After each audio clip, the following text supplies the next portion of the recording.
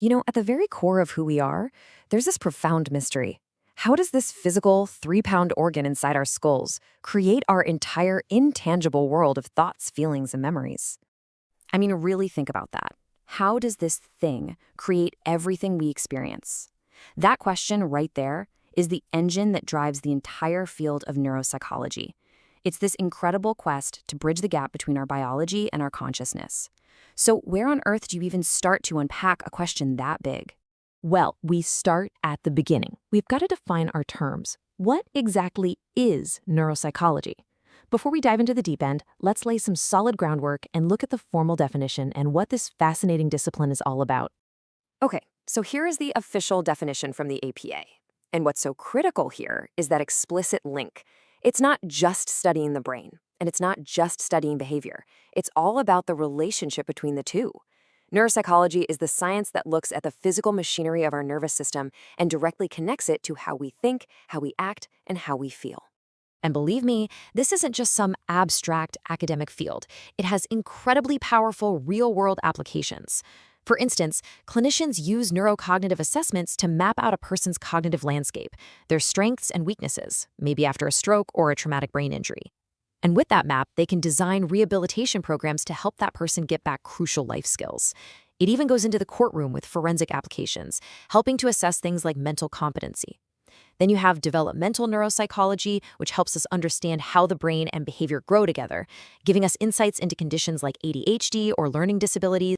So to really get a handle on this whole field, you have to understand that everything, and I mean everything, is built on two massive foundational pillars.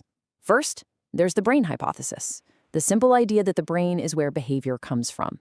And second, the neuron hypothesis, the idea that the tiny neuron is the basic building block of the brain. Let's start with that first one, the brain hypothesis. All right, the brain hypothesis. This is the bedrock. Before any real progress could be made, this had to be accepted as true. It's a simple but absolutely revolutionary idea. The mind lives in the brain. And this really says it all. It seems so obvious to us today, doesn't it? But for most of human history, people debated where thoughts came from. Was it the heart, the liver, the soul? The brain hypothesis was a bold declaration. Nope, everything. From a simple blink to composing a symphony, it all starts right here. So, once we accept that, it immediately begs the next logical question. Okay, the brain is in charge, but how? Is it just one big blob of tissue that does everything all at once, or is it more like a complex engine with specialized parts that each have their own job? And that question, right there, kicked off one of the greatest scientific debates of all time. And this throws us right into the middle of the great localization debate. This is where scientists really started the long, painstaking work of trying to draw a map of the brain to connect specific abilities to specific places in the cortex. Now, one of the first major attempts came from Franz Joseph Gall and his theory of phrenology. He proposed that different mental abilities like memory or kindness were located in very specific spots. He also thought that if you were really good at something, that part of your brain would get bigger and create a bump on your skull. Now, let's be clear, the whole bumps on the head thing, complete pseudoscience. But, and this is a huge but, he planted the revolutionary seed of an idea that functions could be localized in the brain. But of course, not everyone was on board. A major scientific pushback came from Marie Jean-Pierre Flourens. He did experiments where he would remove parts of animals' brains and found that often they'd recovered the lost abilities over time, no matter which part he took out. This led him to a totally opposite conclusion, that the cortex works as one big functional whole, an aggregate field. So you've got this scientific tug-of-war raging for decades, and then, in the 1860s, a physician named Paul Broca comes along with what was essentially a smoking gun. He had patients who could understand language perfectly but couldn't speak, and when they passed away, he performed autopsies and found damage in the exact same spot on every single one of them, a specific area in the left frontal lobe. It was a bombshell. This was undeniable proof that a very specific function, producing speech, was tied to a very specific brain area. Okay, so this idea that different brain regions have different jobs was a huge leap forward. But it also opened up a new can of worms. What are these brain regions even made of? To really get what's going on, we have to zoom in, from the macro level of brain areas down to the micro level of its fundamental building blocks. And you're going to see a pattern here because just like the localization debate, another huge scientific showdown was brewing. On one side, you had Camillo Golgi. He thought the nervous system was a single, continuous, physically connected web, a nerve net.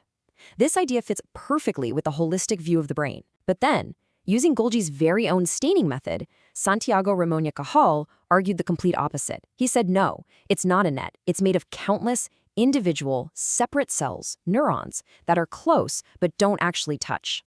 And it turns out, Cajal totally nailed it. The neuron hypothesis became the second foundational pillar of neuropsychology. This idea was an absolute game changer. The brain isn't one continuous thing, it's a society of individual cells. This shift allowed science to explain not just where functions were located, but how things like learning and memory could even be possible at a cellular level. And the sheer scale here is it's almost impossible to wrap your head around. We have somewhere around 100 billion of these independent little processors in our brain.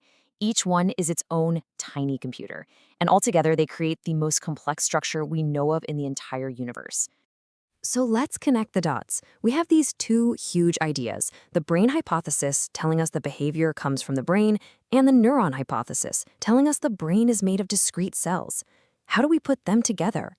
How does a brain made of 100 billion separate parts produce specific functions? And even more amazingly, how does it learn from experience? Well, the key, the piece that unlocked everything, was found in the way these neurons talk to each other. It was the discovery of the synapse, the tiny microscopic gap between neurons where they pass chemical signals back and forth.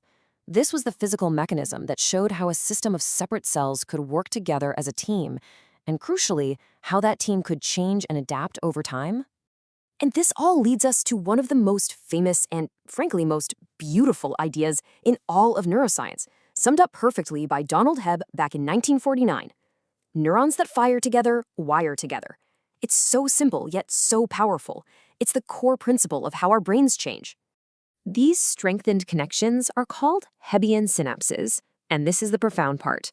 Learning isn't some abstract, mystical thing. It is a physical change in your brain's wiring.